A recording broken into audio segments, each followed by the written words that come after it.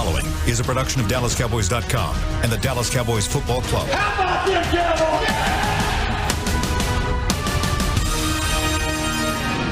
This is the DallasCowboys.com Draft Show. Your war room for insider news and draft analysis. Dallas selects Emmitt Smith, running back from Florida. All the work that I put in the offseason, blood, sweat, and tears, I put the most time. I feel like I put the most time in this, and I'm still not done. I'm trying to hit the lowest ever, so 4.22 or lower. I'm coming to make immediate impact wherever I go. There are 57 days until the NFL draft in Las Vegas, Nevada, and the eyes of the NFL are finally on the Scouting Combine, live from Indianapolis, Indiana, and Radio Row from the Scouting Combine. The Draft Show here on DallasCowboys.com. Kyle Youmans, David Helman, and it's been way too long, guys, since the great Dane Brugler. Bum, bum, bum. That's big time. He's back. He's back. It feels like I never left. This really seat feels great. I'll be honest with you guys. It was, not to get too personal, but when my wife and I were talking about moving and getting closer to family with the kids and everything, one of the pros and cons list. On the cons list was no more draft show, and so hated to do that, but it was the right thing for us. But it feels so good to be back and talk draft with you guys. We had a feeling we might be able to find you here at the Indiana Convention Center, so we kind of had this week circled on our calendar. Which, okay, so the schedule's different, the drills are a little bit different. This is the most different combine in a long time, but it feels really good to have a little bit of consistency here and have the GOAT at our table. So that's the biggest thing is you talk about how it's a little bit different. Now, of course, there's no Brian Broaddus as well. That's probably one of the biggest differences for the draft show. But being back and being with Dave and you guys, I'm extremely excited because I've always been a fan of your work, even just from being a draft nerd myself coming up through the ranks. I mean, I've always kind of kept up with it as well. So excited to have you on the show. Glad you're back. And I mean, once again, things don't really change very much because when you walk in, it didn't take us very long to find Dan. He's right across the way here. He's moving from table to table, telling every team in the league what they need to do and who they need to look at. Something like that. It's like watching a master artist at work. It is. It's interesting because there's so much confidence in Dane, and then Dane's just so humble about it. He goes in, he goes, I'm going to tell you what to do, but I'm going to do it modestly at the same time. Speak softly and carry a big stick. That's a great way to This is a fun process, right? We got to figure it out, and we got time. We still got a little bit more time, and we're going to find out a lot this week. We talked. You mentioned how this is the most different combine that we've had, and there's no question about that with the schedule changes, the prime time. But while things evolve, it's always always comes back to what's important, and that's the medicals, the interviews, and the 40-yard dash and the testing. It still matters, but the reason the combine was invented was the medicals, and that's the main reason we're here. It's the main reason the combine exists, and I think that will always ring true, and especially this year when you talk about a guy like Tua Tagovailoa, quarterback from Alabama, how. Yeah, he mentioned he went to the hospital at 10 a.m. and he was the last person to leave. Wow. 12 some odd hours in the hospital. Yeah, and it's because it's not just one exam. It's every single team wanting to look at him, and it's not just the one injury, the hip. It's both ankles. It's a finger, and of course the fractured hip that he had. So yeah, it's a grueling process for these guys, day in, day out, all the meetings. One of the players showed me a schedule, and it is nonstop. 20 formal interviews after the medicals. It's crazy to think about what these guys go through. Which is actually very fitting because, as we're gearing up to do this show, the word is leaking out that, according to sources, it's that time of year. Take it with however many grains of salt you want, but it sounds like the word is coming back pretty positive on Tua, which, if that's true, if teams feel really good about where he is and where he's going, I just, for my money, if you're trying to preview the combine, I just think that's the biggest variable in the entire first round of the draft. No question. It very well could be, in the fact that even when Dane was talking about it, saying that it's one of the most different combines, and we're going to get into how it's different for the Cowboys a little bit later on as well, but, I mean, that's really kind of the thing when you talk about Tua before Joe Burrow kind of exploded onto the scene, he was almost the shoe-in at number 1. Tank for Tua. He was the tank for Tua. Yeah. That was it. That was the saying. That was what was said, really reigning throughout the 2018 college football season. 2019, even at the beginning, it was still Tua that was the target.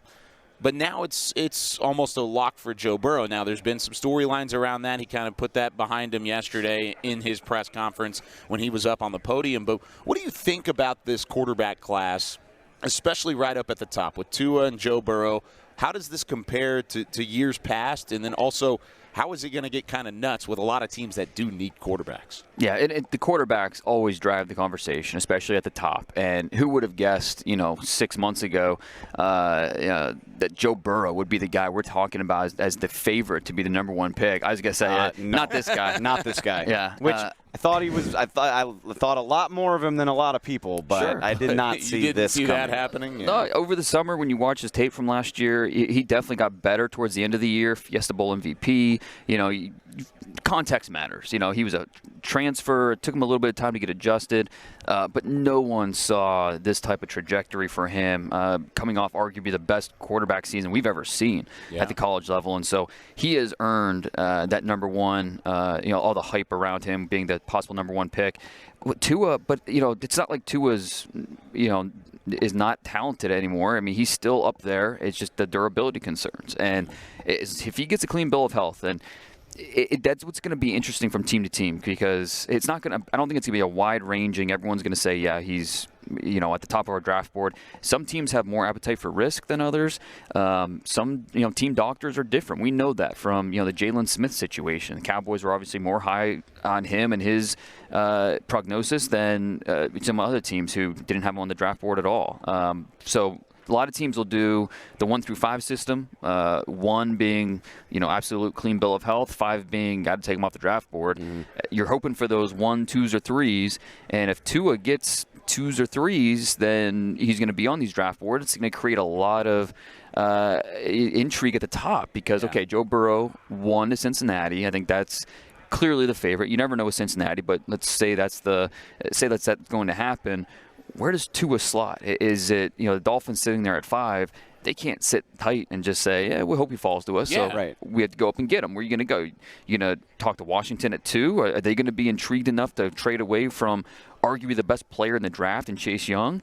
Detroit at number 3, but then you've got teams like the Chargers at 6. And you got a few wild cards, the Colts, the Buccaneers, the Raiders, a few other teams in the mix that could potentially move up for a quarterback. So the quarterback conversation always drives the conversation. This year, we've got a few really, really talented quarterbacks. And it doesn't stop at those two. Justin Herbert, Jordan Love, who will be that 3rd quarterback drafted? I think that's an intriguing storyline. Absolutely. Fromm and Eason, the 2 former Georgia guys. But so you do feel confident that they will be the 3rd quarterback drafted? Between Love and Herbert? Yeah. Yeah, I think so. You feel good about good about Tua? Why? Because, Do you not feel good about it? No, that's what I think is so interesting because and I always say this, like the media is always behind the evaluators, right? Yeah. But the perception for me leading into the combine is will Tua slide? Like, will his health drop him, Drop him past those 2 guys. There are people listening that are like, maybe he could fall to the Cowboys at 17. I mean, he got up there and professed his love for him yesterday. So I understand why people are talking about it. But now you're talking, if he's got a clean bill of health, there's absolutely no chance. Like, he's a top 5, potentially the number 2 pick. But I feel like even 2 or 3 weeks ago, it was like, well, is this guy's health going to push him into the teens or even down toward the end of the 1st round? And even though, like you said, it's leaking out that the medicals went well, he's still not cleared to throw. He still has a few more weeks, and then he's going to have his pro day, his own personal pro day, April 9th. For a guy like Tua, when you watch him on film, this is a guy that he's very twitchy with his muscles, the way he throws the football, the way he moves around. Watch his hip action. That's how he gets a lot of that torque, that velocity with his throws.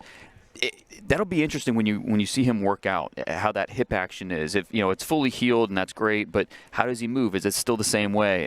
So even though we're talking about Tua probably being a top 3 to 5 pick, he still has to be cleared to throw, still has to have that workout and look good doing it in order for him to go that high. And that's a really good point, talking about the hips and kind of the comfortable side of that. If you're going off of a hip injury, and of course, for those of you who are maybe former athletes who have had injuries that are listening to this, you know that whenever you have an injury, it's kind of hard going back automatically to that that same 100% comfortable side of throwing a football or whatever, hitting a golf ball off the tee or something, whatever sport it is. It's tough getting back to 100% just because of the motion and not doing it for a little bit of while. That muscle memory's not there. It'll be, I think that pro day for Tua, April 9th, you said is what it was. Right. That's going to be an unbelievably important day for his draft stock, the entire draft process, and maybe even some of these teams that are looking to trade up and to maybe find a quarterback. Like you said, that maybe the Dolphins go from 5 to 2 or 5 to 3. Chargers, who are more likely to maybe go out in free agency and maybe take a quarterback, but it's still so many different possibilities of just based off of April 9th and what happens there. I'm so, and I promise this all ties to the Cowboys because it's going to get, I think there's high potential for madness this year. With the number, I mean, you touched on it, but the number of teams that need quarterbacks and the number of, not just, so you've got your 4 big first-round draft prospects, but there's high potential for movement at that position in free agency, which never happens. Right. Yeah. And I just, you mentioned, the Buccaneers, the Chargers, with a new stadium coming, like they need a face of their franchise. Absolutely. The Bengals, the Dolphins have been looking for a quarterback for 25 years. Could the Patriots do something? The Patriots might not have Tom Brady, which is crazy to think. Our buddies, the Oakland Raiders, or the Las Vegas Raiders, you got to get that one right now. Maybe they're tired of their guy and want to do something nuts. John Gruden, if Broadus was here, he'd tell you can never predict what that guy's going to do. So I'm so excited at the thought of how drastically the league landscape could change as this draft builds up, and obviously that's going to affect what eventually happens with the 17th overall pick. Well, and exactly. If you're the Cowboys, you're hoping 4 quarterbacks go in those first 16 picks. Absolutely. More quarterbacks, the better. 4 quarterbacks and 5 offensive tackles, please. Well, put them all up there. I think you just hit on the other major storyline for the first round, in my opinion, is these tackles. We could see 7 tackles go in the first round. That's great. I mean, we're going to see a lot of these guys fly off the board. It's going to start early in the top 10. The wide receiver class this year is a chance to be historic. I mean, it's remarkable, the depth. Not only in the first round, the second round, but 3rd, 4th, 5th round, all the way through the draft. But I think what we're going to see is teams are going to say, yeah, we really like these options in the first round, but we're going to get our tackle here. We're going to get our pass rusher here because we feel really good about Jalen Reagor in the second round. We feel really good about our 3rd, 4th round options. And so they're going to go with a different position in the first round, and that's why we're going to see tackles fly off the board. We're going to see 4 pass rushers, at least maybe 5, come off the board pretty quickly. So it's going to be the usual positions with a lot of intrigue about how many can go in the first. Which I don't know. I hate calling shots, but I just feel it in my bones is the Dallas Cowboys, who have drastic needs on defense, are going to be faced with the choice of a player that they don't really need, like a wide receiver, with a much higher grade than the defensive options that are available. Like, I can see that unfolding very clearly. And I think that choice will be there. I think there's going to be a top grade, top tier wide receiver available at 17. I still think they might go to their defensive needs. It's probably one way they're going to. It probably depends on who's sitting there. I do like the point that kind of Dane talked about of there's so many good wide receivers, and because of the depth of the class, even with a top-heavy class, it's also a chance for teams to address some of the shorter list needs because, I mean, you look at maybe edge rusher, which there are some good top-heavy edge rushers, but once you get to the 2nd through 4th rounds, it's not necessarily that same talent level that you would get over receivers, so you might back those receivers up. Even some of the top guys like a Jerry Jeudy or a Henry Ruggs III. I don't know if CeeDee Lamb's going to fall because he's probably one of the better receivers in the draft, if not the best receiver in the draft. But with that being said, the Cowboys have not talked, at least as of yesterday, had not talked to Henry Ruggs, have not talked to TCU's Jalen Reagor, have not talked to Colorado's Laviska Shenault, and they have not talked to Oklahoma's CeeDee Lamb. So no options, or at least no talking with the top wide receiver recruits, or prospects rather, coming out of the draft. Does that kind of intrigue you in terms of maybe does that kind of discourage you, Dave and Dane, of the Cowboys even looking at receiver in the first round? I'd be surprised if they. I mean, that's just me, and I don't know if you agree or not. But no, I said they would have the choice. Sure. I would be surprised, especially. I mean, the idea. Okay, so you still would be surprised with that. Yes, because I mean, it was just last year that the Cowboys will go. They will say that they won't, but they will go with need over like best pure, unless it is glaringly obvious, like it was with Connor McGovern, where it's just so Let's get the best player. ridiculously not a choice that they have to. But like Tristan Hill over safety, Taco a couple years ago because they knew they had the depth at DB to address that later in the draft. Like, these wounds are still fresh. I know. Listen, it hurts a little bit. I'm sorry. No, I would be shocked if they actually drafted a receiver at 17 because of the options they would have available to them later in the draft. Mm-hmm. I just think with everything Dane just said about the positions that'll go, and who gets pushed up because of the value, and I think that's a fascinating point is I don't think the depth of the edge rusher class is all that great to the point where, you could say that about a couple positions. Absolutely. Safety. I am not in love with any edge rusher prospect other than Chase Young. Other than Joshua Uche from. Well, I do. I love me some Uche, but I'm talking top 20 picks here. Yeah, I'm messing with you. Chason, Gross Matos, AJ Epinesa. That's it. That's the second tier, and it'll be interesting. When does that second tier start? After Chase Young is at the top of the mountain by himself. Yeah. When's that second pass rusher come off the board? Is it early teens? Is it 15, 17? I think they're all good players, but Yeah. I mean, like where do you feel comfortable drafting the best of those guys? Yeah, Epinesa, Chason's not working out here. Unfortunately, I don't know why. He's going to blow it up. Whenever he works seems out. like a missed opportunity. It really does. Yeah. Epinesa, big week for him. He's because we've talked about it. He's not that Von Miller, just scream off the edge, win with speed. He wins with heavy hands, creating his own pass rush lanes. But he doesn't have to test like a top-tier athlete. He just can't test like a below-average athlete. Right. And so what's the 10-yard split? What does he do in the three-cone? Does he move well enough? So he's at least average, hopefully a little bit above average in these testing drills. Because he's going to come in at probably, I'm going to guess, 278. So he's a big guy. Yeah. He's not your traditional, undersized rusher who's just going to get after it. So Epinesa is really intriguing to me, and I think he's definitely in play at that 17th pick. And that's the scenario that I'm setting up is, I don't know if I actually believe Henry Ruggs would be there. Yeah. But especially if he runs the 40 that everybody's expecting him to run. Right. Which would be incredible. But, I mean, if you have a choice between Henry Ruggs and A.J. Epinesa The fun pick is Ruggs, but maybe the smart pick is Epinesa. Or maybe the higher-graded player, too. But what do you need more? That's true. Or same thing with a cornerback, whether it's C.J. Henderson, Christian Fulton. Will throw the name out there that you prefer. Yeah. So I just think that's going to be an interesting dynamic. Well, there's so many different scenarios and bargains that are to be had for the Cowboys at 17. We'll talk about some of those bargains just in the first round in general coming up a little bit later. But when we come back, we're going to step aside here for just a moment. Twitter on the 20. Send in your questions at the Draft Show throughout the week. We'll do a couple of these here from Indianapolis as we continue from the 2020 NFL Combine here on DallasCowboys.com. I'm Jay Novacek, former tight end for the Dallas Cowboys. Back in the day, I was the guy who always got the tough yards, and that's why I run with John Deere today. In fact, I have a John Deere 3025E tractor that can handle any yard work I need to do, even the tough yards way out back. So if you have 1 acre or 1,000, John Deere has the equipment that's just right for you. Visit a John Deere dealer today and run with us. We are the official tractor provider of your Dallas Cowboys. Essilor is a proud sponsor of the Dallas Cowboys, helping fans see more and do more with our best vision solutions. Our lens technologies reveal a world more beautiful than you can imagine. For a limited time, get the Essilor Next Gen offer. When you buy the latest generation of Transitions lenses with select Essilor lenses, you can choose a second pair of clear lenses for free with qualifying frame purchases. Restrictions apply. Find a participating eye care professional by visiting EssilorUSA.com. Essilor. See more, do more.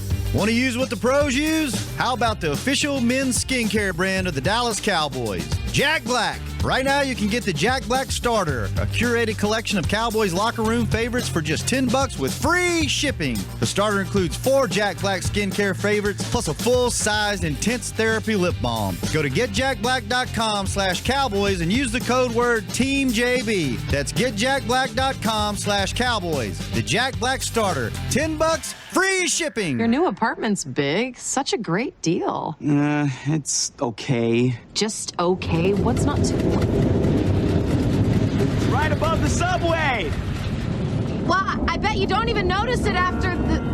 That's my neighbor, Angus! A deal that's just okay is not okay. Get a great deal with America's Best Network. Come into an AT&T store to find out how to get one of our popular smartphones for $0 down. Based on GWS 1 score September 2019. This is the DallasCowboys.com Draft Show. And now your hosts, David Helman and Kyle Youmans. Welcome back to Indianapolis in the 2020 NFL Combine. Kyle Youmans, Dane Brugler, Dave Helman here for the DallasCowboys.com Draft Show as we continue here on this Wednesday as we are just about a day. A little bit over a day, I guess. A little over 24 hours until we start the drills here. It seems like it's such a long week. I know. We previewed the Combine last week, and now we're here, and we still have another day to go until they actually do something. And we'll have a show tomorrow night as well. So a Thursday night show for those of you listening past the actual taping of this. So should be fun. I mean, 3 shows throughout the week. We've got plenty of time to talk about those drills. But before we get into the drills, let's get into a little bit of Twitter on the 20. Twitter on the 20. Twitter on the 20, of course, with Dane Brugler, one of the staples of the draft show, and it's glad to have Dane back. And, well, we've got a couple Cowboys questions to start us off, of course, since we are the DallasCowboys.com draft show. The first one's from Spencer Hall, a good buddy of yours from CBS, former colleague. And he's heard the rumors on Twitter and throughout the media outlets that Leighton Vander Esch may not be looking as optimistic as once thought. And really the biggest question here is, have y'all heard anything about Leighton Vander Esch? And in correlation, what linebackers do you think Mike Nolan and his defensive staff would like to draft for his scheme? I want to jump in real quick. And actually, I've been thinking about this. I know that Leighton's neck was part of his pre-draft. It's talked about, it was there. Thumbnail. It was part of it. Mm-hmm. Can we revisit that really briefly? My memory is not as good as I like to believe it is, and just kind of take me back through how we felt about that in 2018, if you remember. Yeah, it was something that was talked about. I know some teams were more concerned about it than others. The Cowboys, now maybe the information we had was the Cowboys were not as concerned about it. It was there, it was something, but long term it wasn't something that they thought we'd have to worry about. Now other teams were a little more worried about it. So, it's the 1 through 5 scale that you were talking about in the first segment. Yeah. Right. And that's where there's difference of opinion, and that happens with, a lot of players. So it's hard to say just how, the Cowboys, did they have a 3 on them or did they have a 4 on them? How worried were they long term? Obviously, they took them in the first round. They took them 19th overall. Right. It couldn't have been that drastic. Right. Yeah, it must not have been super low. And it's kind of been the rumblings. There are Twitter rumors that maybe it's not as optimistic as the Cowboys are trying to paint it as. I have not heard anything like that. But I will say, I think we talked about it yesterday on the break, our other podcast. Is it's okay to find common ground. You don't have to believe that he's definitely in the clear and is going to be just fine. I don't think you have to believe that he's never going to play another down of football. You can kind of come down in the middle. My thing is, and I mean, if we want to talk linebackers, that's totally fine. It just seems early to try to commit big resources to fixing that problem. I need more evidence that there's a problem. So still up at 17. Do you consider a third rounder? I would.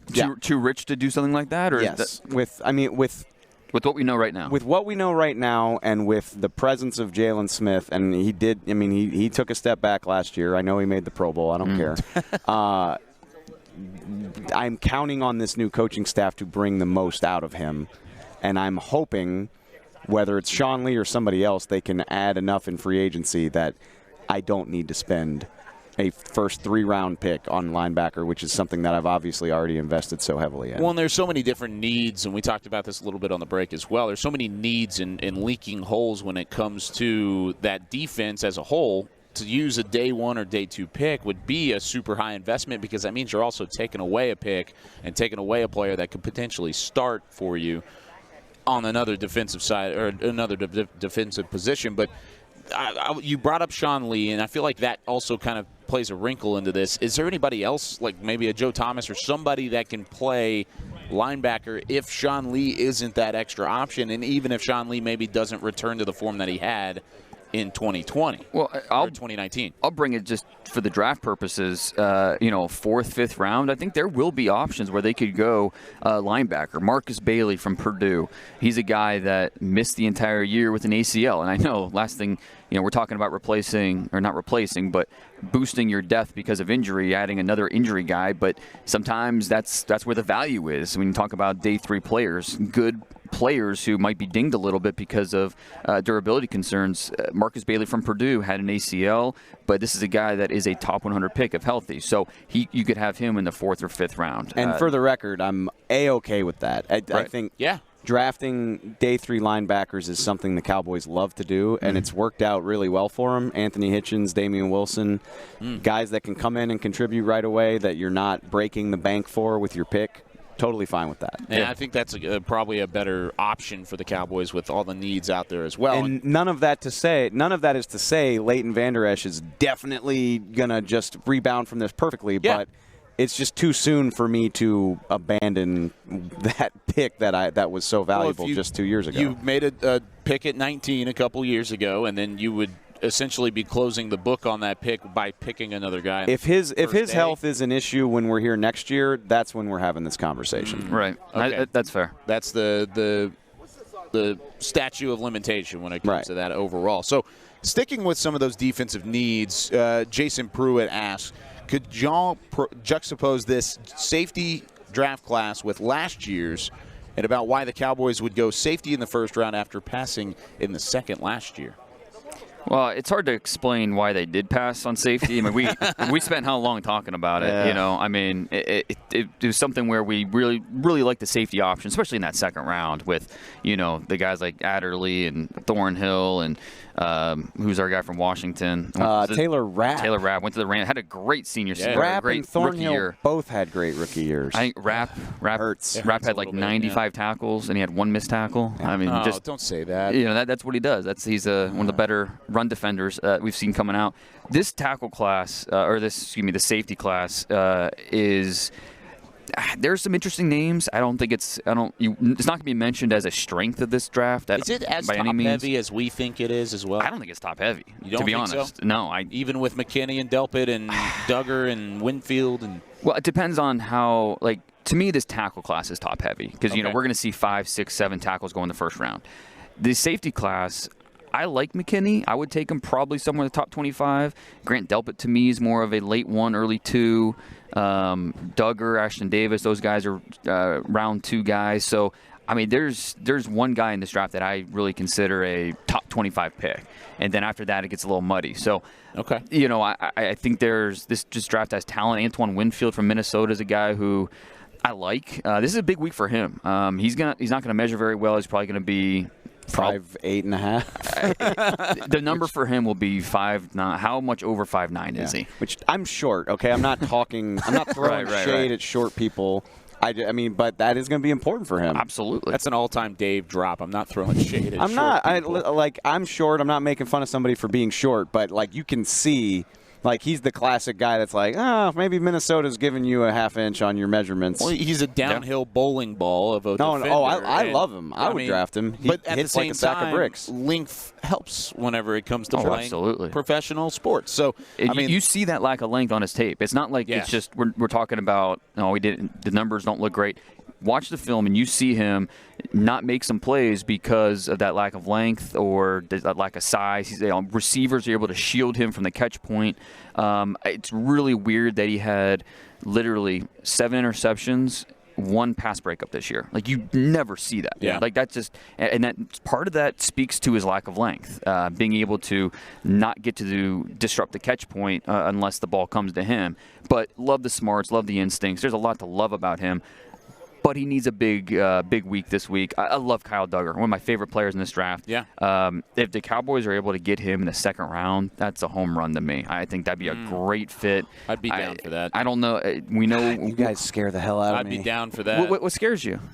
LENOIR-RHYNE. That's what scares me. You saw him at the Senior Bowl. I was at the Senior Bowl. He played well. I get it. He's going to blow up here. Just in love as we did. That's the whole thing. No, I was impressed that a guy that came from a school that I had never heard of played that well. And I actually wrote in Mobile that if you put him in an Alabama helmet, everybody would be raving about how he's going top 15. Then why does it scare you, Dave? Because don't be a coward here. I think it's brought us here. Wow, it's serious. Damn. Okay, Brian. I think we talked about it on the break yesterday too. Is like, and that's the Cowboys' philosophy as well. Is like 9 out of 10. Like, just give me the guy that's been under the lights and done it. And 95% of the time, that's what's going to hit. Right. Yeah. And if I miss on a Kyle Duggar because of that philosophy, I can live with it. Honestly. Yeah. Well, and also if you miss on Kyle Duggar by picking him and he doesn't turn out to be it, it's going to hurt a little bit more. I would rather pass on him and kind of shake my fist when he's a Pro Bowler than draft him and feel like a gigantic idiot when he's not good. We know in Will McClay, the Cowboys, they usually stay away from these smaller school guys in the top 3 rounds. To me, Kyle Duggar is the type of guy that you bypass that. You go for him. I mean, whether they play him more in the box as a linebacker, he can play deep. He's going to have a great week this week, I think. The 3-cone, we're talking about a guy that's 6'1", just under 220 pounds.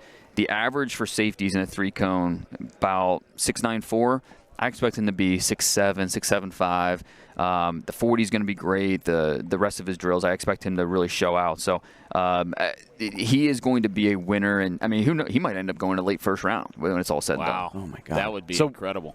Okay, having said that, and I'm putting you on the spot a little bit, you think he is an impressive enough prospect that the Cowboys would consider abandoning a very well-documented philosophy? I mean, we have not seen them stray from big name, or at the very least, FBS programs in 10 years. Yeah. No, absolutely. I mean, I understand. And you made a very fair point about seeing them do it in the SEC, doing it under the bright lights, and doing it at a high level where they've been more tested. I mean, that's fact. Playing Division II competition at LENOIR-RHYNE is something that is different than facing an SEC type of schedule. But seeing Duggar go through the Senior Bowl process, seeing him here at the Combine, I think those are things you want to see. And he's also an older guy, which is not a great thing. I mean, he's going to be 24 years old on draft day, which is not a great thing because he spent 6 years in college due to injuries and all that. You'd rather have the young up-and-comer. He's kind of, we know what he is at this point. All those things are working against him. But, again, that's kind of where I feel that you're getting a discount because – if he had the Alabama helmet on and he's, say, 22 years old, we're talking about him maybe as an option at 17. Yeah. So because he's got these discount stickers on him, Division II, played 6 years in college, so he's going to be 24 years old. So all of a sudden now he's available in the second round, and for me, I'm going to take that value all day long. Are you sold yet, Dave? No, but I mean, we can keep talking about it. And we can move on to the next one. But this is something I've been thinking about a lot. I'm making reckless predictions today. But Dane's point is why I have this sneaking suspicion. I can't help but think 2 years ago, speaking of Leighton Vander Esch, would you agree Derwin James was a much better player than the safeties that are options in the first round of this draft? Absolutely. And the Cowboys were not interested in him. They passed on him as well. I have a hard time believing they're going to like any of these safeties enough to draft one at 17. I mean, and if we want to talk trade backs, we can, but I just don't see the value of Xavier McKinney and Grant Delpit lining up with the 17th overall pick. If I don't think they're drafting receiver at 17, Dane would agree. And then you also have you saying you don't think safety at 17. What does that leave? Fullback? No. Defensive tackle? I mean, maybe. Or a trade back. Corner? Corner. Corner. Corner would actually might be. If I had to bet today, I would say probably a cornerback. corner. Yeah, maybe like a C.J. Henderson out of Florida. That's or the name. Like that. That's the name I keep coming back to because not to get too far off, but we talked about it with pass rushers. Chase Young's the guy, and then when's that second tier start? Jeff Okudah, top tier, by himself. And then when's that second tier start of corners? Does a C.J. Henderson get to 17? Who else? Do they like anybody else at 17? Not Stephon Diggs, his brother, Trevon Diggs. To me, is Christian Fulton good enough to go 17? I don't know. I mean, I like him. That just seems a little bit early for me. But it's all about what the Cowboys think, and who knows how they're going to view these corners. So I've got one very, very important question for you, Dane. Okay. This is specifically for you because Dave is probably going to have a little bit of bias here. Oh, no. LSU question? Philip Gonzalez, and yes, it is an LSU question. So just for fun, who would have a better combine performance today? A former LSU athlete and alum in Brian Broaddus. Okay. Or a younger LSU athlete alum and not an athlete that was not an athlete. Dave Those are fighting words right not there. An athlete. Okay, what did you play? I played lacrosse in high school. Oh, I was gonna say lacrosse. Nice. Wow. I mean, I wasn't good at it. I didn't know Louisiana even had lacrosse. It's coming along. It's not, it ain't Maryland. The level of competition ain't impressive. No, not North Carolina, Duke or anything. I'm not an athlete. Brian Broaddus, Dave Helman, who has the better NFL combine right now? Well, answering this question now compared to like a year ago is different because Broaddus. My man lost some weight. Yeah, he did. My man lost some weight. He's getting into shape, and so I think it's a tougher question now than maybe a year ago. But I mean, you have to go with. You got to go with age, right? You got to go with. I would smoke him. Yeah. Yeah. Okay. What about in their prime? Oh, well, that's he a was question. an SEC. Yeah, he was an SEC player. Okay, never mind. Well, honestly, I mean, he could probably beat me in a 40. He's tall. He's got those long strides, and that's not a long. How have we never done He this? could probably beat you in the vertical. Because, I went on this rant last night, and I won't take up too much airtime, but, I make a fool out of myself on a regular enough basis. I am not going to perform drills that I will absolutely not be good at for the enjoyment of people. I do Fair enough. enough. You're not going to go run the 40 in a suit? Or? No. If I did it in a suit, like Rich Eisen, he does it for a good cause. He does it for charity, yeah. And obviously, doing it in a suit, it makes, it takes some fun. of the, it's fun. I am not putting on spandex and running a 6.5 40. That's a terrible idea. Not happening. So, but he I would gave kick his own number. I would kick Brian's butt, though. 6'5". Put that on the record. Wow. And I'll never do it, so I don't have to back that up. Oh, it's great. Well, there you go. So that's going to do it here for Twitter on the 20. A good way to cap it off. When we come back, though, Dane has got some first-round bargains. He was talking about the discount stickers on Kyle Duggar. He's got some discount stickers on some other guys, too, but maybe not for the bigger reasons like we just talked about for the LENOIR-RHYNE safety. We'll talk about those when we come back here on the DallasCowboys.com Draft Show. Since 1865, Stetson hats are American-made with pride right here in Texas. And Stetson is proud to be on the field with America's team. Want to show your Texas and team pride too? You can. By purchasing your own Stetson, you can look just like how the flag guys do on field at every home game. Stetson hats, the official crown of all self-respecting Cowboys and your favorite football team. Get yours today in the Stadium Pro Shop or at Stetson.com. Your new apartment's big. Such a great deal. It's okay. Just okay? What's not to? It's right above the subway. Well, I bet you don't even notice it after the... That's my neighbor, Angus. A deal that's just okay is not okay. Get a great deal with America's best network. Come into an AT&T store to find out how to get one of our popular smartphones for $0 down. Based on GWS 1 score, September 2019. Essilor is a proud sponsor of the Dallas Cowboys, helping fans see more and do more with our best vision solutions. Our lens technologies reveal a world more beautiful than you can imagine. For a limited time, get the Essilor Next Gen offer. When you buy the latest generation of Transitions lenses with select Essilor lenses, you can choose a second pair of clear lenses for free with qualifying frame purchases. Restrictions apply. Find a participating eye care professional by visiting EssilorUSA.com. Essilor. See more, do more. So, you're shopping, and that's when you see it. Aisle 23. Dr. Pepper stacked from top to bottom as far as the eye can see. The phrase too good to be true comes to mind, yet there it is. A rich, delicious Dr. Pepper paradise. Wait, did that can of Dr. Pepper just open itself for you? They all are. As if to say, so nice to treat you. And even though it feels weird to talk to a can, you pick one up and say, it's so nice to be treated. Dr. Pepper, so nice to treat you.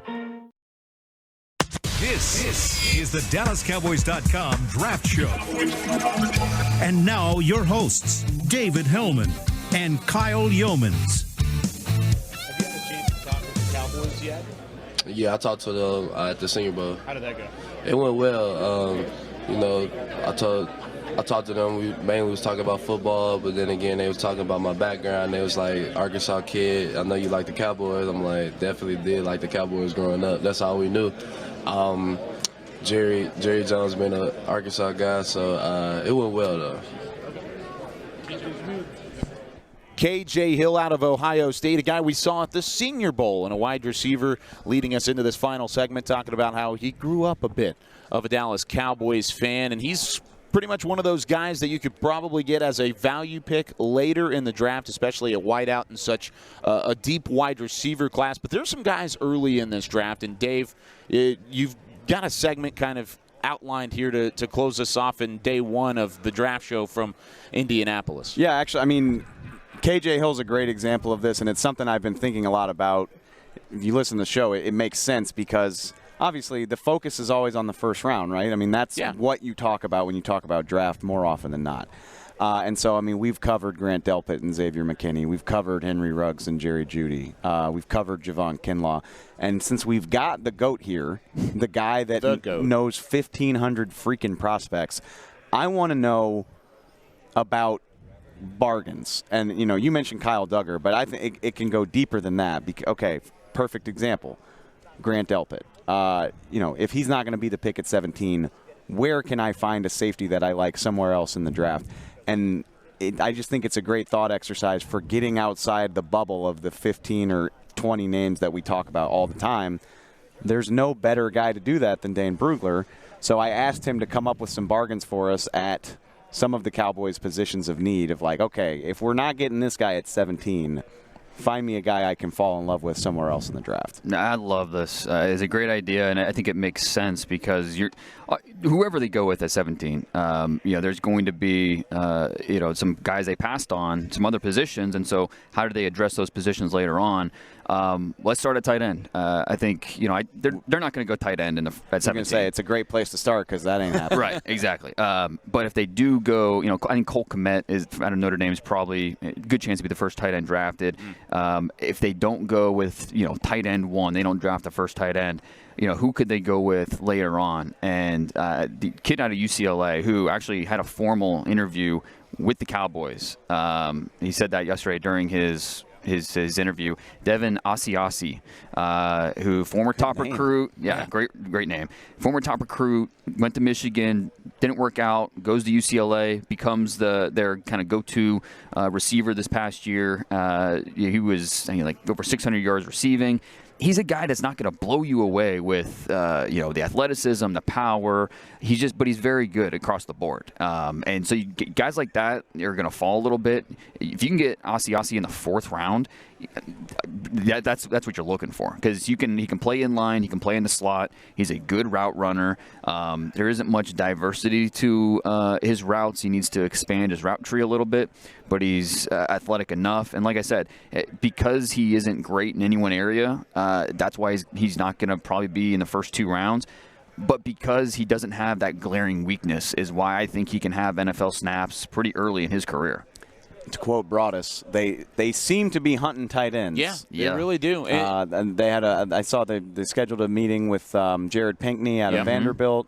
Seen a couple other names. So it clearly seems like a position they're interested in looking at, which, you know, the writing appears to be on the wall about Jason Witten. I don't want to speak too definitively. Yeah. But that seems like a position, you know, Blake Jarwin will probably be back. He's a restricted free agent. He should be back.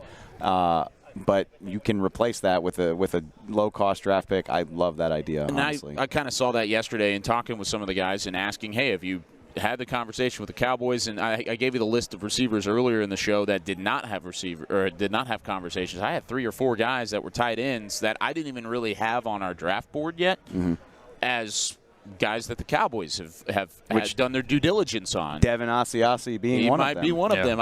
I've barely heard the name. Now, being a UCLA guy and being from the Pac-12, I've seen him play a little bit before, but I wrote down the same thing you did. Is Witten gone? That's what I wrote down with a question mark. I think he is. I feel like you said, the writing might be on the wall. Same thing with Byron Jones and things like that throughout this offseason. What else you got? Well, we talked about receiver and CeeDee Lamb. If there could be a chance he's there at 17 and they don't go in that direction, or say he goes the first few picks before 17 and they miss out on him, a guy they could get later on, and this goes back to the wide receiver discussion about, on average, there's about 12 and a half receivers that go in the top 100 every year. This year, good luck ranking 20 receivers and still feel like you're leaving guys out as being guys that belong in the top 3 rounds.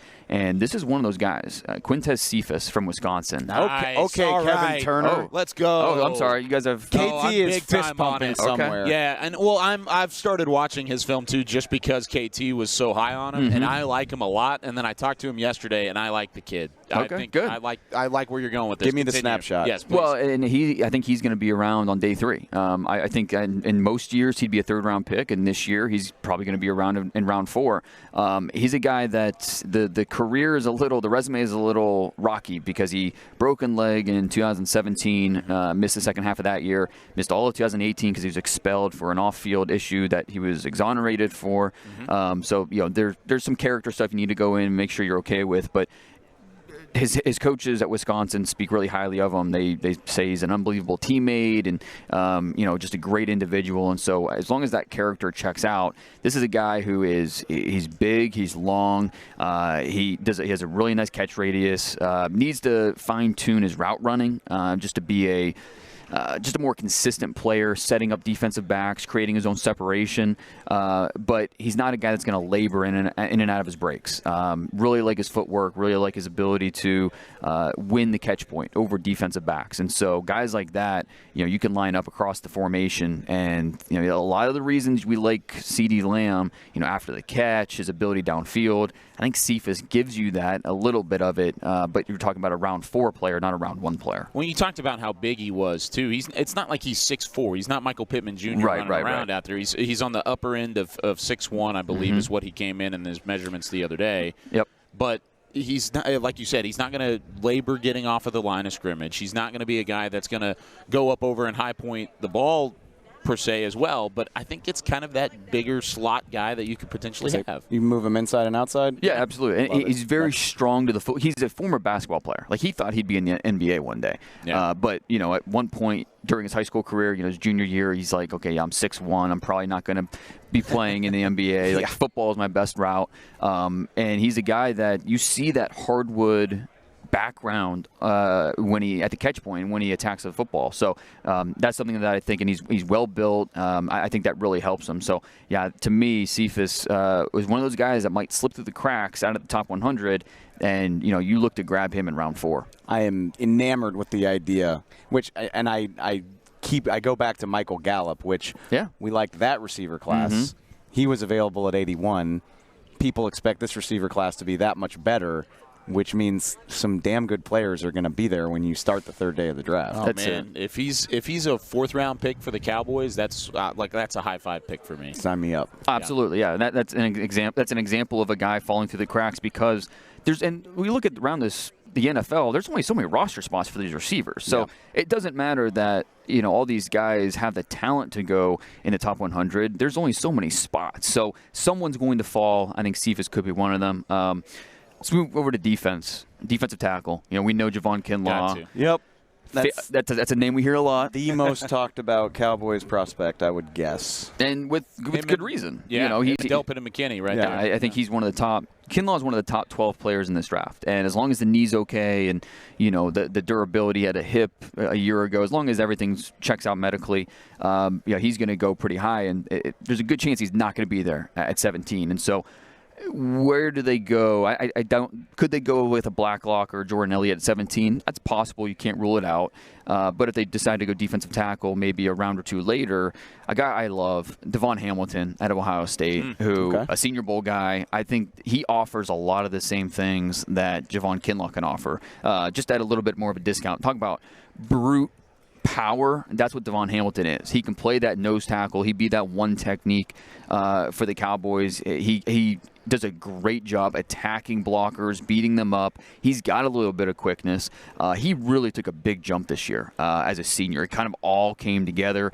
First-year starter this year, and he was fantastic. So I think he's a guy that from day one, he's going to be part of your defensive line rotation. And then some way, say midway through his rookie year, he's going to be, okay, he's too good to leave off the field. He's going to be a starter for us. And so I think there's a lot to like there with Hamilton as a third-round pick and a guy that can be not quite as flashy or as gifted as Kinlaw, but a discounted version of him. 6'036", to quote Brian Broaddus. There it is. 6'3 3/4". 320 pounds. Yeah, I could live with that. He's one of the heavier players in this interior defensive line class. I think he's like a top. And it's not sloppy. 7 or 8. It's not sloppy. No, we saw this at the Senior Bowl. He carries it very well, and it's really, he packs on the pounds with muscle. You see the broad shoulders, and it's in his legs and his hips, and so he plays with that. Going up against Wisconsin's offensitive line, going up against Clemson's offensive line. Yeah, he did a really nice job at talking to Matt Hennessy this morning, the Temple Center. He talked about how Devon Hamilton was the toughest player he faced during Senior Bowl practices, just because of the brute power that he offers. But he's not just power; he has some foot quickness to him as well. Devon Hamilton, to me, he's too good to get out of the top 100 picks. I think he'd be a great option in round 3. Oh, round 3. I'm sitting here thinking round 2. Yeah. Round 3 makes me even more round excited. 3, I think round 3 is probably the best, because he's not. We're talking about a one technique and nose tackle. He's probably not going to give you a ton of pass rush value, and those guys usually don't go as high. So I think round 3 is probably where I'm looking at my rankings right now. I mean, he's fighting with guys like the Raekwon Davises, the Lecky Fotus from Utah, and so Devon Hamilton. He's in the top 100, but I think round 3 is where you can get him. Which a great subplot is just that, we don't know how the Cowboys are going to value the position. I mean, Will McClay, Stephen Jones are still in charge of that. We know they don't love nose tackles, but we also know this is a completely different staff. Rod Marinelli had his own archetype for what he wanted. I think the Cowboys want to beef up their defensive line this year. Wow. Well, and this guy's pretty beefy. It's a way to do it. That's one way to do it. That's really an unknown right now, because we know this Cowboys front office likes to draft for their coaches. They draft. They're not the. And in some way, I respect this, because they don't say we build the team. You're going to coach whoever we give you. They really take into account who the coaches want. And while I think sometimes that backfires, TJ Watt, I think that I respect it, because it's it's the right mindset. You want to give your coaches guys that they think fit their system. So that's kind of an unknown right now with the coaching staff and getting to know this new group. Shameless plug: Mike McCarthy is going today. He's going to talk, and it's really the first time we've talked to him since he kind of got his hands around what he's working with. Hopefully we can get some information out of him about what he and his coaches want out of this draft. Yeah, this is going to be a big day in learning that kind of stuff. One more player that you've got bargain-wise before we wrap things up. Well, you mentioned Grant Delpit earlier, so let's go to the safeties. Yeah, I'm going to give you a true wild card who didn't play college football last year. Whoa! All right. That's off the trail a little bit. He's playing college football right now, over in that other league. Yes, the XFL guy. Yes, Kenny Robinson from former West Virginia, playing in the XFL right now. I heard about this guy literally, on Saturday. Yeah, and his evaluation's ongoing, because he's literally playing right now. But at West Virginia, you watch his sophomore tape, 2018. he's flying around the field. You see that he's a tall, rangy guy. He has a knack for timing with his hits, with his ability to attack the football. Very aggressive ball hawk. Needs to clean up some consistency issues, being a better finisher as a tackler, and anticipating a little more, reading the routes, the combinations, and understanding what the offense is doing. But he is a guy who went the XFL route. He's doing. You remember Brandon Jennings? Way back when you went to Italy instead of playing college basketball, sure. I respect it, honestly. I mean, you've got like high school basketball players doing it now. I mean, LaMelo Ball, R.J. Hampton, some guys like that. I mean, he's doing it elsewhere. He's doing it because an academic issue had him booted from the team over the summer. He entered the transfer portal, and after thinking about it, his mom was diagnosed with cancer. He went with the opportunity to earn some money right now in the XFL, playing for the St. Louis Battlehawks. So, he is a guy. He will be in this draft class. Do you happen to know how that works? I mean, this is new territory, but I do know that he was accepted into this draft class. Wow. So, but it's different than most of those guys are free agents because they're already professionals. Right. This guy is a little different. He will be part of this draft class because in reality, he should be a junior in college. And so this is new territory for all of us. But he will be part of this draft class, and he's just taking a less traditional route. Instead of going through combine, pro days, all-star circuit, he is going through a schedule with the St. Louis Battlehawks. And it's different. And so it's interesting. Have you happened to look at the XFL schedule? I literally just pulled this up. Draft weekends, the championship game is the day after the draft. Yeah, ends. Wow. They did that by design to all the intrigue with the draft and keep the. So this guy could theoretically I mean, I don't know if I apologize. I don't know if the Battlehawks are that good. I've watched a little bit. I'll tell you they that did. much, I was there for that, but he could get drafted. A day before playing in this championship game or a week after getting eliminated from the playoffs. And I mean, he's not going to play in that championship game. I mean, seriously, I don't know. Drafted. I mean, I think the XFL salary is like $55,000. You get drafted, you're getting a guarantee of like at least $1 million, and you say, "Thanks, Battlehawks. I'm hanging them up. Appreciate you." Yep. Have fun tomorrow. I'm going to support you, but that's about it. That is a fascinating subplot. But it's something to pay attention to. I'm sitting here thinking you're going to throw out like Julian Blackman out of Utah. Good name. Good name. No, I like him a lot. Like there's a bunch of them. Yeah. You continually. Geno Stone from Iowa. It's a good name to know. Brooks from Maryland. There you go. Continually impress me, Mr. Brugler. It's a that name. Was fantastic. If he was at West Virginia this year, we'd be talking about him as a top 100 guy. Wow. Now with the XFL, it's uncharted water. So I'm not even sure how to project that. Could he be available in the 4th round? Yeah, I think that's definitely possible. Man, so we're building this best case scenario Cowboys mock draft all the way through Cole Kmet. We're fixing things. We've got all these things fixed up, and hopefully we can address some of those needs. Dane, thank you so much for stopping by. Love it, guys. It's a pleasure. Glad to have you back, and hopefully we'll continue to talk throughout the course, and we know we will continue to talk throughout the course of the draft process. It's been a blast having you back on. That is going to do it, though, here for day 1 of the DallasCowboys.com draft show here from Indianapolis in the 2020 NFL Combine. For Dave Helman, for Dane Brugler, I'm Kyle Youmans saying so long until tomorrow. This has been a production of DallasCowboys.com and the Dallas Cowboys Football Club. How about this, Cowboys?